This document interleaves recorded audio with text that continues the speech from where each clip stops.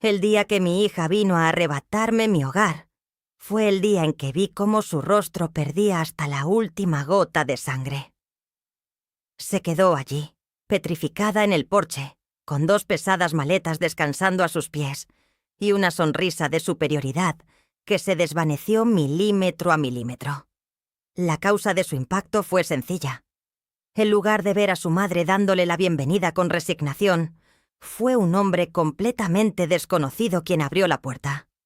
Yo observé cada detalle de esa escena desde el otro lado de la avenida, oculta en el silencio de mi coche con el motor apagado. Mis manos descansaban firmes sobre el volante y mi respiración era extremadamente pausada. Para mi propia sorpresa, no sentía rabia en ese momento, sino una frialdad y una lucidez absolutas. Mi nombre es Isabel Morales. Tengo 68 años, el cabello blanco que siempre llevo recogido de forma impecable, y pasé más de 40 años de mi vida en esa gran casa de ladrillos, al final de la calle Los Pinos. Esa casa guardaba el eco de las risas de mi familia, el aroma a café en las mañanas de domingo, y los recuerdos imborrables de mi difunto esposo, Antonio. Era mi santuario, el lugar donde yo pertenecía. Pero para mi hija, Valeria, esa casa no era un santuario repleto de recuerdos. Era simplemente un activo inmobiliario. Ella estaba plenamente convencida de que esa propiedad le pertenecía por derecho. Lo creía ciegamente porque, en su mente egoísta, yo ya no era una persona con necesidades, sueños o autonomía.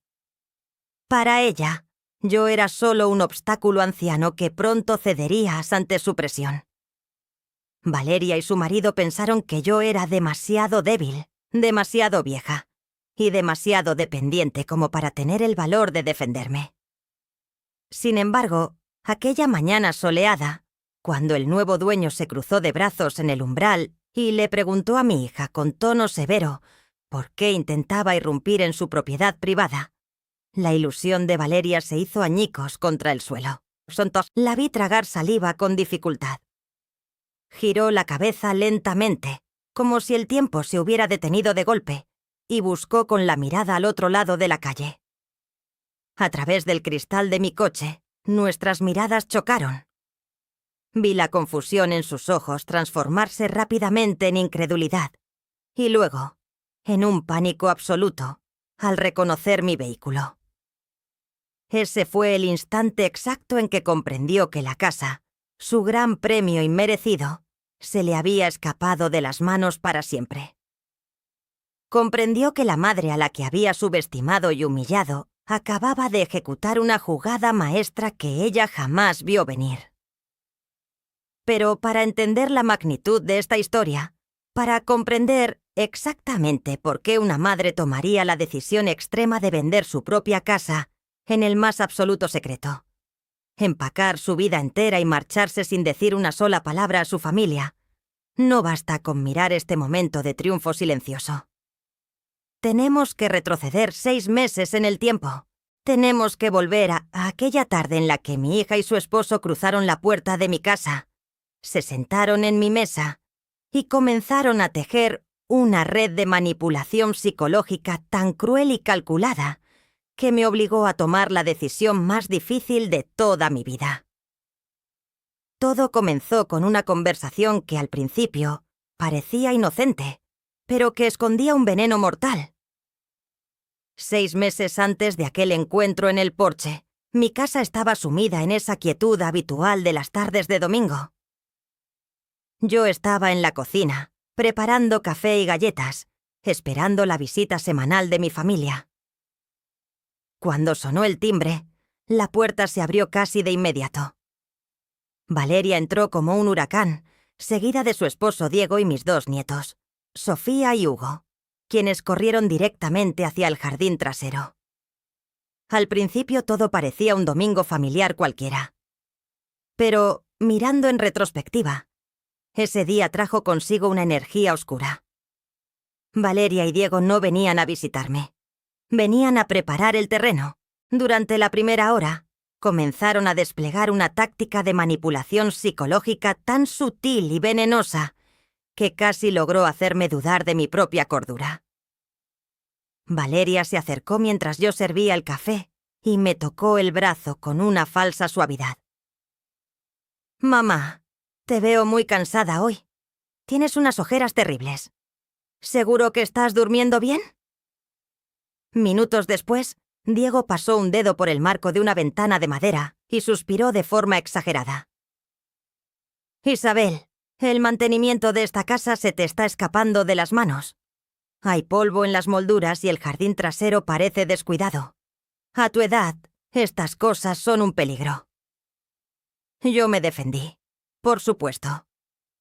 Les dije que estaba en perfectas condiciones, que el jardín lo arreglaría el martes con el jardinero de siempre. Pero ellos continuaron con su ataque coordinado.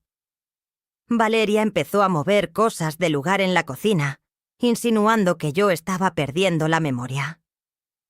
«Mamá, ¿por qué pusiste las tazas en este estante? ¿Te estás confundiendo de nuevo?» Yo no me estaba confundiendo. Ella las había cambiado para hacerme sentir vulnerable, para sembrar la semilla de que yo ya no era capaz de valerme por mí misma. Cuando terminaron de pintar ese cuadro en el que yo era una anciana frágil y lúgubre, enviaron a los niños al piso de arriba. El silencio cayó sobre la cocina de golpe. Diego se sentó frente a mí, apoyando los codos sobre la mesa con una postura dominante. Valeria se sentó a su lado, entrelazando los dedos.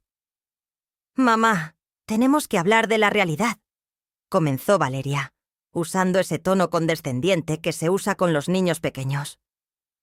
«Los niños están creciendo muy rápido. En nuestro apartamento ya no cabemos. Se están asfixiando en ese lugar tan pequeño». Yo asentí con empatía. Sabía que la situación económica estaba difícil. «Es verdad, cariño. Los alquileres están imposibles hoy en día. ¿Han pensado en buscar algo en las afueras?» Diego soltó una risa seca, casi burlona. «No necesitamos buscar nada en las afueras. Isabel, la solución está justo aquí». Golpeó la mesa de madera con los nudillos. «Necesitamos esta casa». El aire abandonó mis pulmones. Por un segundo, pensé que había escuchado mal. «¿Qué quieres decir con que necesitan mi casa?», pregunté con la voz temblorosa. Valeria se inclinó hacia adelante y me regaló la sonrisa más fría que le he visto en la vida. «Mamá, seamos prácticos. Tú vives sola aquí. Hay 4 habitaciones vacías que solo acumulan polvo. Es un desperdicio absoluto. Nosotros necesitamos el espacio, el jardín para Sofía y Hugo, y los buenos colegios de este barrio. Hemos pensado que lo mejor es que te mudes a un apartamento para jubilados, o tal vez a una residencia asistida. Será mucho más seguro para ti».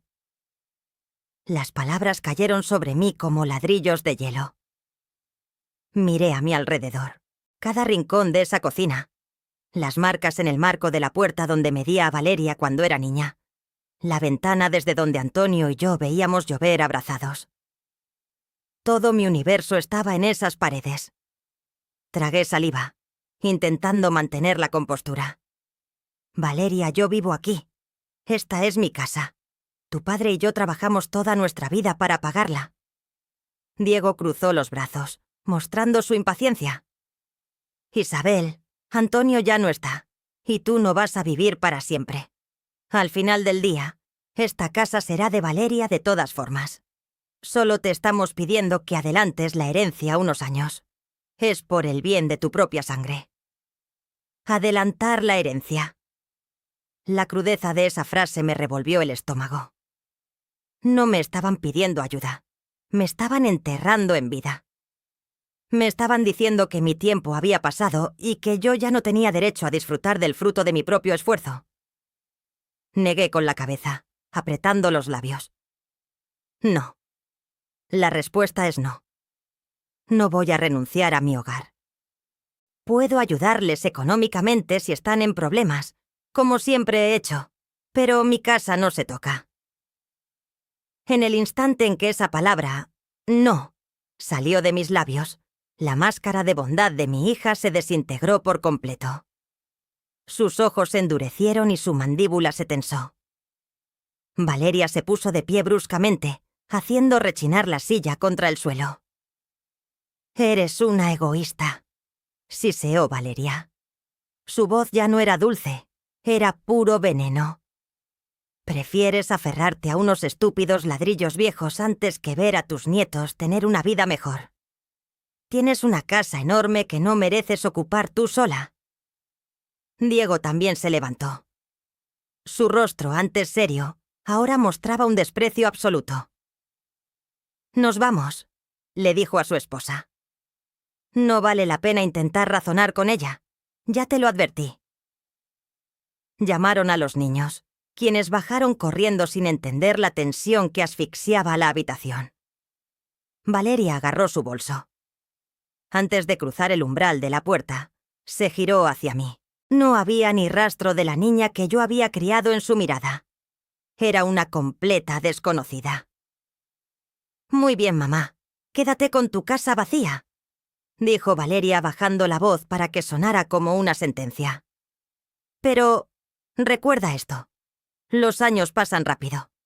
Pronto no podrás subir las escaleras. Pronto necesitarás a alguien que te lleve al médico, que te cuide cuando te enfermes o que te dé de comer. Y cuando llegue ese día de absoluta dependencia, no nos llames. Porque nosotros nos acordaremos perfectamente de esta conversación». La puerta se cerró de un portazo, haciendo vibrar los cristales. Me quedé completamente sola en el centro de la cocina. El silencio que siguió fue ensordecedor. Me senté lentamente, sintiendo un escalofrío recorrer mi espina dorsal. Mi propia hija me acababa de amenazar con abandonarme a mi suerte en mi vejez, todo porque me negué a entregarle mi patrimonio. Esa noche no pude pegar ojo. Caminé por los pasillos oscuros de mi hogar, acariciando las paredes. El dolor de su traición me desgarraba por dentro, pero a medida que las horas pasaban, la tristeza comenzó a evaporarse. En su lugar, nació algo mucho más poderoso. Un instinto de supervivencia que creía extinto. Si Valeria y Diego creían que el miedo al abandono me iba a doblegar, se habían equivocado de mujer. Y pronto descubrirían que no estaban esperando a que yo cediera. Estaban conspirando en la sombra. Pasaron 2 semanas de absoluto silencio después de aquella terrible discusión. Ni una llamada, ni un mensaje de texto. Durante esos 14 días, una parte ingenua de mí, esa parte que toda madre conserva a pesar de las decepciones, quiso creer que Valeria y Diego habían recapacitado. Creí que el silencio era una señal de arrepentimiento. Qué equivocada estaba. El silencio no era arrepentimiento. Era simplemente el tiempo que necesitaban para cambiar de estrategia. Todo estalló un martes por la mañana. Yo había salido temprano hacia la farmacia, pero a mitad de camino me di cuenta de que había olvidado mi receta médica sobre la mesa de la cocina. Di la vuelta y regresé a casa mucho antes de lo previsto. Al abrir la puerta principal, noté algo extraño. La puerta que daba al jardín trasero estaba entreabierta, y el murmullo de varias voces rompía la tranquilidad de la mañana. Caminé por el pasillo con sigilo, sintiendo que el corazón me latía con fuerza contra las costillas. Me asomé por el cristal, y lo que vi me dejó sin aliento. Allí estaban Valeria y Diego. Pero no estaban solos. Los acompañaba un hombre vestido con ropa de trabajo, que sostenía un gran portapapeles y una cinta métrica profesional. Los 3 estaban de pie justo frente al viejo invernadero de cristal que mi difunto esposo, Antonio, había construido con sus propias manos. Abrí la puerta del jardín y salí. Mis pasos crujieron sobre la grava. «¿Qué está pasando aquí?», pregunté en voz alta, rompiendo su pequeña reunión. El hombre del portapapeles se sobresaltó y dio un paso atrás. Diego se tensó de inmediato, cruzando los brazos a la defensiva. Pero Valeria ni siquiera se inmutó. Giró sobre sus talones, me miró de arriba abajo con una frialdad espeluznante y sonrió. «Hola, mamá. No te esperábamos tan temprano», dijo Valeria, con un tono tan casual que me dio escalofríos. «Te hice una pregunta, Valeria. ¿Quién es este señor y qué hacen en mi propiedad?», exigí, dando un paso al frente. Diego tomó la palabra, inflando el pecho con arrogancia. «Isabel, relájate. Este es el arquitecto. Solo le estábamos pidiendo un presupuesto preliminar. El invernadero de Antonio ocupa demasiado espacio y está viejo. Valeria y yo pensamos que, cuando nos mudemos, este será el lugar perfecto para construir la piscina para los niños». Sentí como si me hubieran dado un puñetazo en el estómago. El aire abandonó mis pulmones. Miré el invernadero, el lugar donde Antonio pasaba sus domingos, el lugar donde cultivaba mis flores favoritas. Y luego los miré a ellos. «¿Cuándo se muden?», repetí, con la voz temblando por una mezcla de dolor e indignación. Les dije claramente que no les iba a dar mi casa.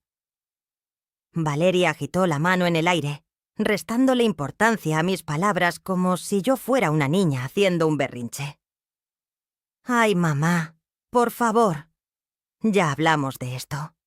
Sabemos que ahora estás siendo terca por puro orgullo, pero es solo cuestión de tiempo. No vas a poder mantener este lugar tú sola para siempre. Solo estamos adelantando el trabajo para no perder tiempo cuando finalmente entres en razón y te vayas a un lugar más adecuado para tu edad». En ese preciso instante, algo dentro de mí se rompió de forma definitiva. Ese fue el punto de no retorno.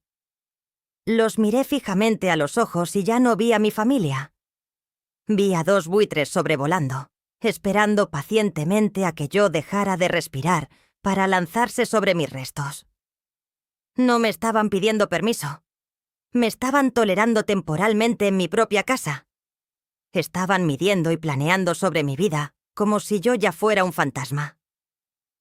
«Entiendo», dije en un susurro, asintiendo lentamente. «Ya veo cómo son las cosas». «Me alegra que por fin lo entiendas», respondió Diego con una sonrisa de suficiencia, dándole una palmada en el hombro al arquitecto. «Continuemos con las medidas del patio lateral».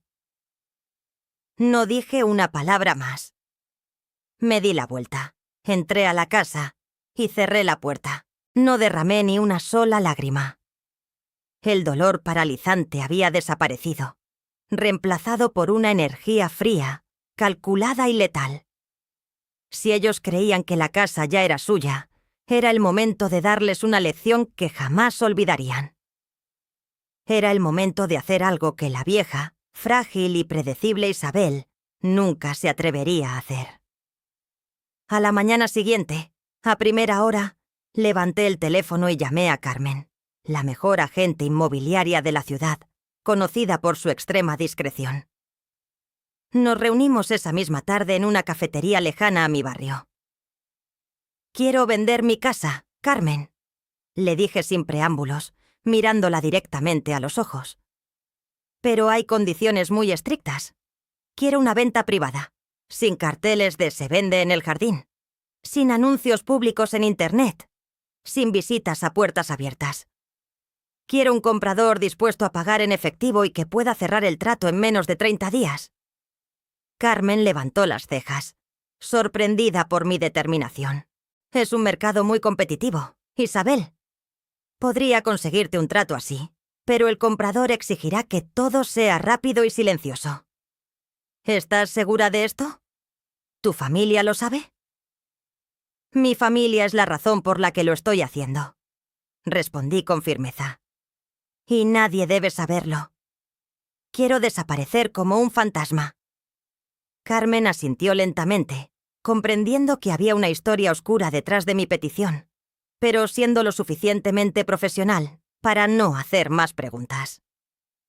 Durante las siguientes semanas, mi vida se convirtió en una obra de teatro magistral. Mientras Valeria me llamaba de vez en cuando para preguntarme con falsa preocupación Si ya había empezado a buscar residencias para ancianos, yo estaba firmando documentos legales. Mientras Diego fantaseaba con los azulejos de su futura piscina, yo estaba embolsando 40 años de recuerdos en cajas que escondía en el sótano durante la madrugada. Le pedí a Carmen un último favor: que me encontrara una pequeña casa de campo en otro estado, a cientos de kilómetros de distancia, un lugar donde nadie conociera mi rostro ni mi apellido. Compré esa nueva casa en efectivo, utilizando los ahorros que Antonio y yo habíamos guardado para emergencias. El plan funcionaba a la perfección. Una tarde de martes, un mes después del incidente del jardín, me senté en la oficina del notario. Un hombre de negocios que buscaba una inversión rápida firmó los papeles y transfirió el dinero a mi cuenta bancaria. La casa ya no era mía. Le entregué un juego de llaves al nuevo propietario y acordamos que él comenzaría su mudanza exactamente en 3 semanas. Esas 3 semanas fueron las más extrañas de mi vida. Dormía en una casa que legalmente ya pertenecía a un extraño. Empecé a vaciar los muebles por la noche, enviando mis cajas por servicio de paquetería a mi nueva dirección en el otro estado. Dejé los muebles grandes, aquellos que Valeria creía que heredaría, para no levantar sospechas. Todo estaba listo. El escenario estaba montado para la gran caída. Y así llegamos a aquella fatídica mañana de domingo. El día en que Valeria decidió que mi tiempo se había agotado. El día en que se presentó con sus maletas en el porche, exigiendo su trono de ladrillos, solo para descubrir que el reino ya se había reducido a cenizas. El silencio en la calle de los Pinos era absoluto, roto únicamente por el motor al ralentí del camión de mudanzas del nuevo propietario. Como les conté al principio, desde el interior de mi coche, vi cómo el mundo de mi hija se desmoronaba. Valeria dejó caer las 2 pesadas maletas sobre el cemento del porche. Su rostro, antes lleno de arrogancia, ahora era un lienzo de pánico puro. Diego, que había estado sacando cajas del maletero de su vehículo, se congeló al escuchar la voz del desconocido. Corrió hacia el porche con el rostro enrojecido por la ira y la confusión. Desde mi posición, pude leer sus labios exigiendo explicaciones al hombre que bloqueaba la entrada de su casa. El nuevo propietario, un hombre de negocios robusto y de aspecto severo, simplemente cruzó los brazos y señaló mi coche al otro lado de la calle. Valeria giró la cabeza. Cuando nuestros ojos se encontraron, la vi temblar. Bajó los escalones del porche casi a trompicones y caminó hacia mi vehículo con pasos furiosos. Diego la siguió de cerca.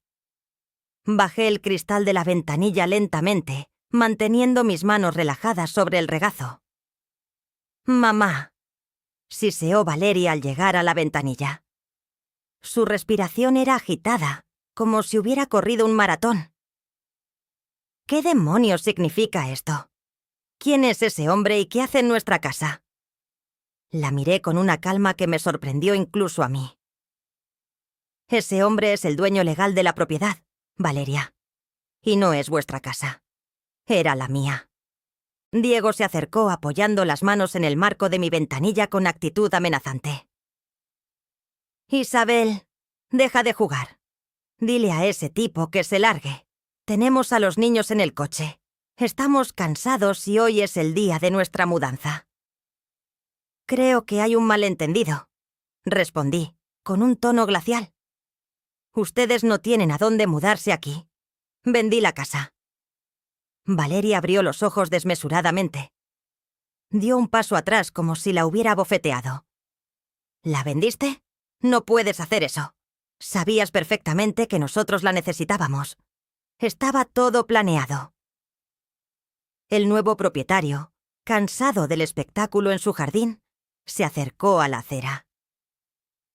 «Señora, le ruego que retire sus cosas de mi entrada. Compré esta propiedad en efectivo hace un mes y necesito empezar a meter mis muebles hoy mismo. Si no se retiran, llamaré a la policía». «Hace un mes», repitió Diego, Su voz ya no tenía la autoridad de antes. Ahora sonaba como un quejido agudo. Miró a Valeria y luego me miró a mí, con la desesperación asomando en sus ojos. «Isabel, esto es una locura. Tienes que cancelar el trato. Devuélvele el dinero a este hombre. Ya entregamos las llaves de nuestro apartamento esta misma mañana. Le dijimos al casero que no renovaríamos el contrato porque veníamos a vivir aquí». Esa confesión fue música para mis oídos. En su codicia, en su absoluta certeza de que podrían pisotearme, habían quemado sus propias naves. Habían cancelado el alquiler sin siquiera asegurarse de tener la casa, dando por sentado que mi voluntad no existía. «Ese es el precio de la arrogancia, Diego», le respondí, sin una pizca de compasión en la voz. Construyeron sus planes sobre una propiedad que no les pertenecía. No hay nada que cancelar. El dinero está en mi cuenta y los papeles están firmados. Esta conversación ha terminado. Valeria se aferró al borde de la ventanilla. Sus ojos se llenaron de lágrimas, pero no eran lágrimas de tristeza. Eran lágrimas de rabia pura. «¡Eres un monstruo!», gritó, perdiendo por completo los estribos frente a los vecinos que ya comenzaban a asomarse por las ventanas. «Nos has dejado en la calle, a tus propios nietos. Escúchame bien, mamá. Te vas a arrepentir de esto. Cuando estés vieja, postrada en una cama y no puedas ni levantar un vaso de agua, no esperes que yo aparezca. Estás muerta para nosotros». Mantuve la mirada fija en la suya. «Valeria, el día que me amenazaste con dejarme sola si no te daba mi casa, fue el día en que dejaron de ser mi familia. Ahora son solo las consecuencias de sus propios actos». Subí la ventanilla lentamente. Diego tiró del brazo de Valeria, arrastrándola hacia su coche mientras ella seguía gritando maldiciones al aire. El nuevo propietario me hizo un leve asentimiento con la cabeza en señal de respeto. Puse el coche en marcha y me alejé por la calle Los Pinos. Al mirar por el espejo retrovisor y ver cómo la que fue mi casa se hacía cada vez más pequeña, no sentí dolor. Sentí que podía respirar por primera vez en años. El peso del mundo había desaparecido de mis hombros. Pero la historia no terminó en esa calle. 3 días después, instalada en mi nueva, luminosa y segura casa de campo, mi teléfono comenzó a vibrar sin descanso. 15 llamadas perdidas de Valeria. 10 de Diego. Mensajes de voz llenos de histeria, insultos y ruegos contradictorios. Exigían saber dónde estaba viviendo. Exigían que les pagara un alquiler nuevo. Exigían que solucionara el desastre que ellos mismos habían creado. Finalmente, al 4.º día, decidí responder. «¡Mamá!», gritó Valeria al instante, casi rompiéndome el tímpano. «¿Dónde diablos estás? Hemos ido a los apartamentos para jubilados de la zona, y no estás en ninguno. El abogado de Diego dice que tenemos que reunirnos para ver cómo nos vas a compensar por este daño emocional. Dime tu dirección ahora mismo». Me serví una taza de té caliente, mirando a través de la ventana hacia el vasto bosque que rodeaba mi nueva propiedad, a cientos de kilómetros de su toxicidad. «No voy a darte mi dirección, Valeria», dije con voz calmada. «Tienes que hacerlo. No puedes simplemente esconderte en esta misma ciudad», chilló ella, desesperada por recuperar el control. Sonreí, aunque ella no pudiera verme. «Ese es tu error, Valeria. No estoy en la ciudad. Me mudé a otro estado». El silencio al otro lado de la línea fue absoluto. Pude escuchar el sonido hueco de su respiración cortada. «¿Qué?», susurró ella con la voz quebrada. «Eso es imposible. ¿A qué estado?». «A uno donde tu arrogancia no pueda alcanzarme», respondí. «No vuelvas a llamarme». Colgué y bloqueé sus números. Fue un jaque mate perfecto. O eso creía yo. Porque lo que no sabía en ese momento de tranquilidad es que la desesperación de Diego y Valeria era mucho más oscura y profunda de lo que yo imaginaba. No se trataba solo de avaricia. Había un secreto letal detrás de su urgencia por conseguir mi casa, y estaban a punto de cruzar una línea legal aterradora para intentar destruirme. Durante 2 semanas, creí que la tormenta había pasado. En mi nueva casa de campo, rodeada por el sonido del viento en los árboles y lejos del asfalto de la ciudad, encontré una paz que no sentía desde la muerte de mi esposo. Bloquear los números de Valeria y Diego me dio un respiro necesario.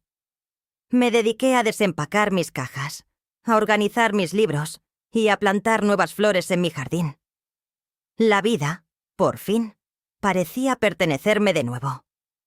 Pero la gente desesperada no se rinde fácilmente, y la maldad, cuando se ve acorralada, siempre encuentra una grieta por donde filtrarse.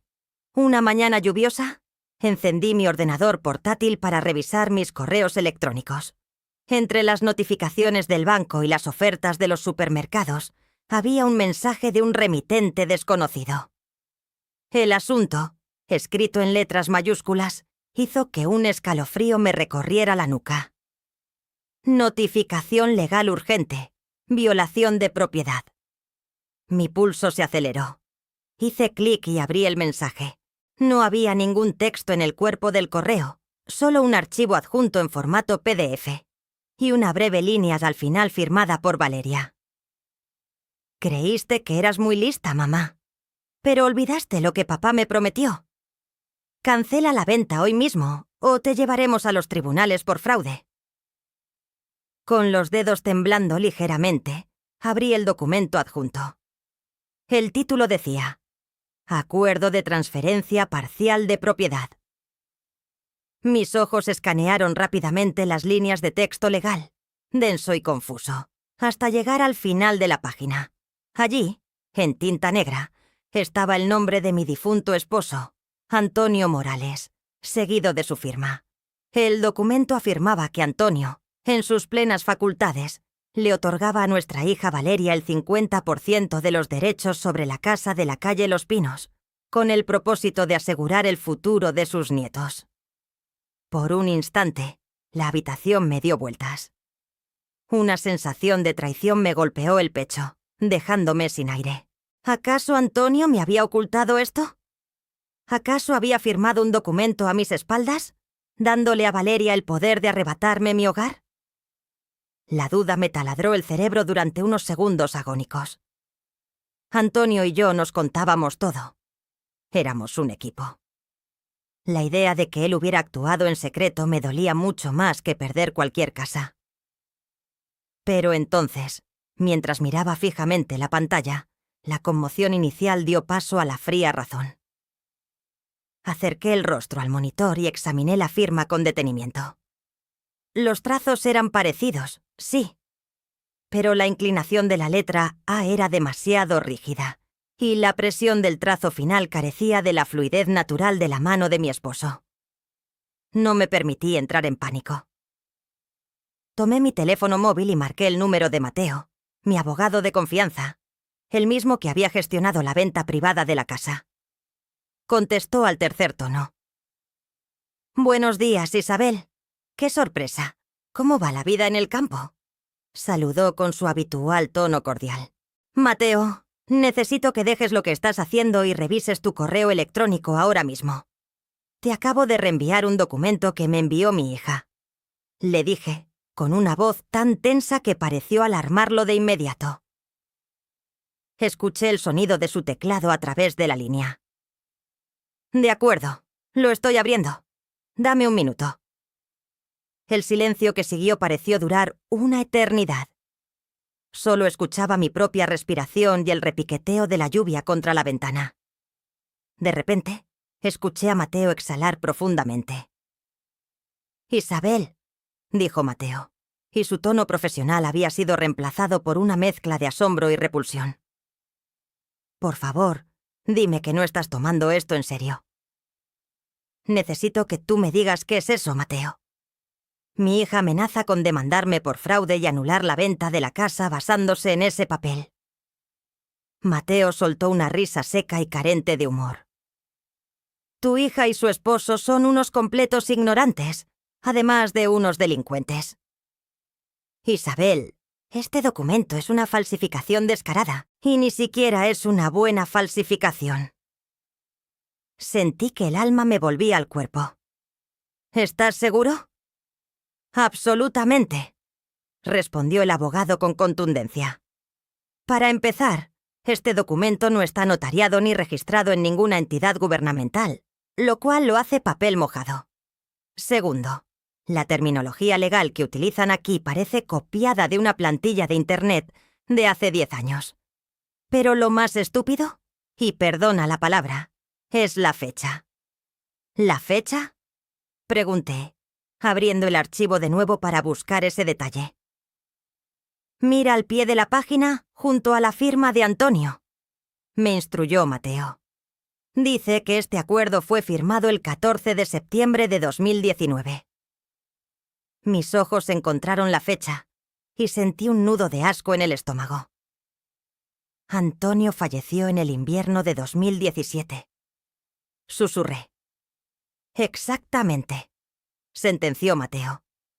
Tu hija acaba de enviarte un documento legal falso, firmado supuestamente por un hombre que llevaba 2 años muerto en la fecha de la firma. Isabel, esto no es solo una rabieta familiar. Esto es fraude documental y usurpación de identidad. Es un delito federal con penas de cárcel. ¿Quieres que contacte a la policía? Cerré los ojos.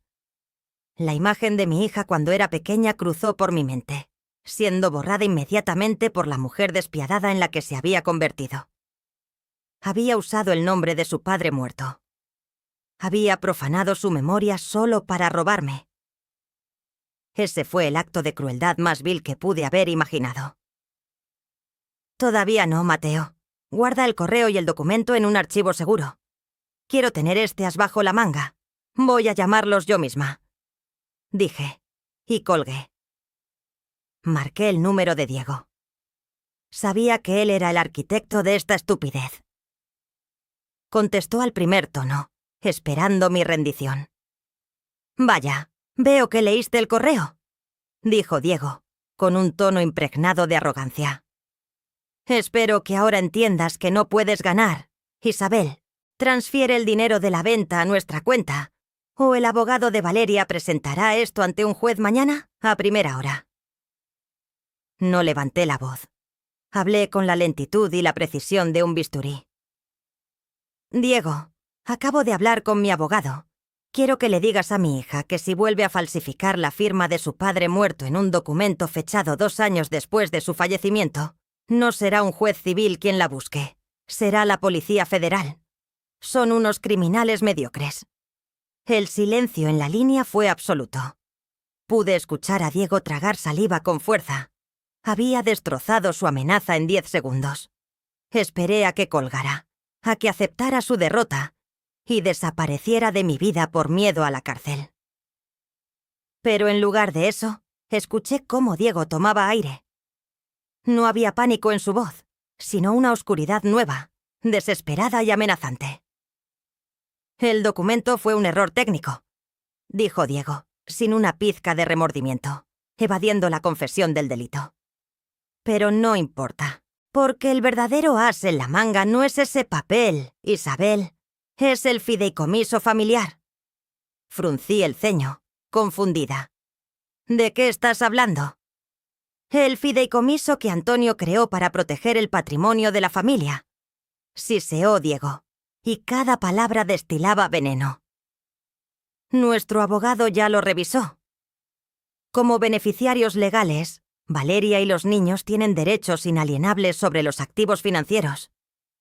Si te niegas a darnos nuestra parte de la casa, congelaremos todas tus cuentas bancarias mediante el fideicomiso. Te dejaremos sin un centavo para comprar comida en ese agujero en el que te escondes. La llamada se cortó abruptamente. Me quedé mirando el teléfono. La palabra fideicomiso resonaba en mi mente como una campana distante. Y de pronto, un recuerdo de hacía casi 10 años regresó a mí como un relámpago. Antonio sentado en su escritorio, organizando carpetas legales, diciéndome que estaba preparando un escudo de hierro para mí. Mi corazón empezó a latir con una fuerza abrumadora. Diego y Valeria creían haber encontrado la herramienta perfecta para destruirme. Pero no sabían que, al intentar usar el fideicomiso de Antonio, acababan de activar una trampa mortal que mi difunto esposo había diseñado específicamente para ellos, previendo este exacto y aterrador escenario desde la tumba. Cuando la llamada de Diego se cortó, el silencio de mi nueva casa me pareció más pesado que nunca. Me levanté de la silla de la cocina y me dirigí al trastero. Abrí una de las cajas de seguridad que había traído conmigo, aquella que contenía los documentos más antiguos e importantes de nuestro matrimonio. Mis manos rebuscaron entre pólizas de seguro y actas de nacimiento hasta encontrar una gruesa carpeta de cuero negro. En la etiqueta, escrita con la impecable caligrafía de mi esposo, se leía: Planificación patrimonial, confidencial. Me senté en el sofá de la sala de estar, encendí la lámpara de lectura y abrí la carpeta. Allí estaba el famoso fideicomiso del que Diego hablaba con tanta seguridad. Pero al empezar a leer las cláusulas, una mezcla de dolor, amor profundo y asombro me invadió por completo. El documento no se llamaba Fideicomiso Familiar. El título oficial era Fideicomiso de Protección Exclusiva para Isabel Morales. Antonio siempre fue un hombre observador. Años antes de morir, él ya había notado la creciente codicia en los ojos de nuestra hija y la influencia tóxica de Diego. Mientras yo, con ceguera de madre, excusaba sus malas actitudes, Antonio veía la verdad. Y sabiendo que una vez que él faltara yo quedaría vulnerable, diseñó una armadura legal impenetrable desde la tumba. El fideicomiso establecía que yo, Isabel, tenía el control vitalicio y absoluto sobre la residencia principal y todos los ahorros líquidos. Valeria no tenía acceso a un solo centavo hasta después de mi muerte. Pero lo más brillante y devastador del documento era la cláusula de seguridad financiera. El administrador de este fondo no era Valeria, como ella seguramente creía, sino Javier, el hermano menor de Antonio, un hombre incorruptible y leal.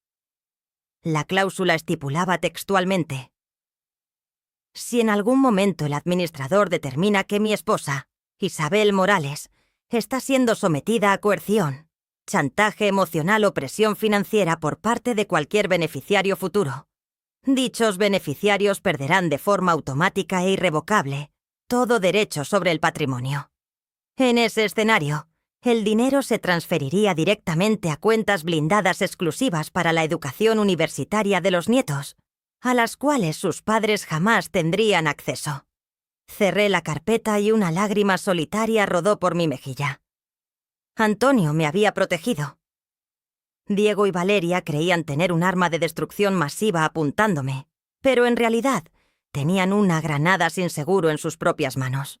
Estaba lista para llamar a Javier al día siguiente y hacer estallar esa granada, pero el destino decidió acelerar los tiempos de una forma aterradora. Eran casi las 9 de la noche. Afuera, la lluvia había empeorado, convirtiéndose en una tormenta que azotaba los cristales de las ventanas. De repente, mi teléfono móvil comenzó a vibrar sobre la mesa de cristal. Miré la pantalla. Era un número desconocido. Dudé un segundo, pero finalmente deslicé el dedo para contestar. «Diga», respondí con cautela. Al otro lado de la línea, solo escuchaba una respiración entrecortada y rápida. «¿Quién es?», insistí, frunciendo el ceño. «Abuela», susurró una vocecita temblorosa, apenas audible por encima del ruido estático. Era Sofía, mi nieta de 9 años. «Sofía, mi amor, ¿qué pasa? ¿Por qué susurras?», pregunté, y el instinto protector se apoderó de cada célula de mi cuerpo.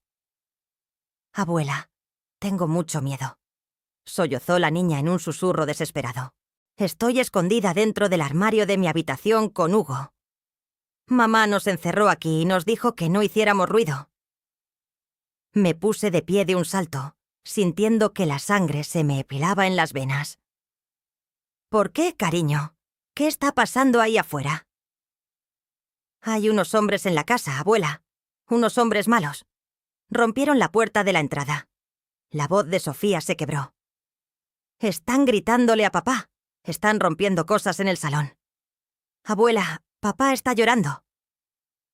El mundo se detuvo a mi alrededor. Diego, el hombre arrogante que me había amenazado hace apenas unas horas, estaba llorando.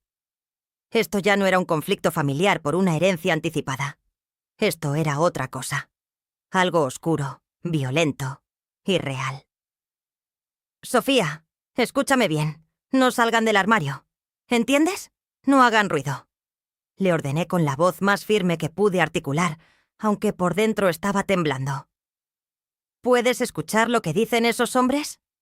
«Sí», susurró ella. «Le dicen a papá que se le acabó el tiempo, que quieren el dinero de las inversiones. Papá les juró que les iba a pagar hoy. Les dijo que su suegra había vendido una mansión en efectivo y que él iba a tener $500,000 en sus manos esta misma tarde». Un frío sepulcral me recorrió la columna vertebral. De repente, todas las piezas del rompecabezas encajaron con una claridad aterradora. La urgencia enfermiza por echarme de mi casa. La cancelación de su contrato de alquiler. La falsificación desesperada del documento de Antonio. Las amenazas legales. Valeria y Diego no querían la casa por capricho ni por el jardín para los niños. Estaban desesperados porque Diego había hecho negocios con las personas equivocadas. Se había endeudado con usureros, con delincuentes peligrosos que no operaban con demandas judiciales, sino con violencia. Y para salvar su propio pellejo, Diego les había prometido el dinero de mi casa. Pero la frase que siguió de los labios de mi nieta me dejó completamente paralizada, convirtiendo mi indignación en puro terror. «Abuela», continuó Sofía, llorando en silencio. Uno de los hombres agarró a mamá del cabello. Le preguntó dónde te estabas escondiendo. Le dijeron que si no les daba tu dirección exacta para ir a buscar ese dinero, se iban a llevar a papá. Mi propia hija, la mujer a la que le di la vida, estaba siendo interrogada por matones para entregarme en bandeja de plata. Y conociendo el egoísmo y el pánico de Valeria, sabía perfectamente que, si ella descubría mi paradero, me traicionaría en un abrir y cerrar de ojos para salvarse. «No te preocupes, mi amor», le mentí a Sofía, tratando de inyectar seguridad en mi voz. «Todo va a estar bien. Quédate con tu hermanito. Abrázalo fuerte y no cuelgues el teléfono. Voy a pedir ayuda». Puse la llamada en altavoz, corrí hacia el pasillo y descolgué el teléfono fijo de la pared. Mis manos sudaban mientras marcaba rápidamente el número de la policía de la ciudad donde ellos vivían. Les di la dirección del apartamento de mi hija. Reporté un allanamiento de morada con rehenes y les rogué que enviaran patrullas de inmediato. Mientras esperaba en la línea con la policía, me acerqué a la ventana de mi salón y miré hacia la oscuridad del bosque que rodeaba mi casa. Hasta hace 5 minutos, este lugar era mi refugio seguro. Ahora se sentía como una fortaleza bajo asedio. Diego había puesto un blanco gigante en mi espalda y había expuesto a mis nietos a un peligro inimaginable. Ya no se trataba de darles una lección sobre el respeto. Ya no se trataba de proteger unos ladrillos o unos ahorros en el banco. Se trataba de supervivencia pura y dura. Apreté el teléfono fijo contra mi pecho. Una ira fría, ancestral y devastadora se encendió en mis entrañas. Si esos criminales pensaban que Isabel Morales era una presa fácil, y si Diego y Valeria creían que podían usarme como escudo humano para pagar sus deudas de sangre, estaban a punto de descubrir de qué estaba hecha realmente la esposa de Antonio. Estaba a punto de activar la opción nuclear.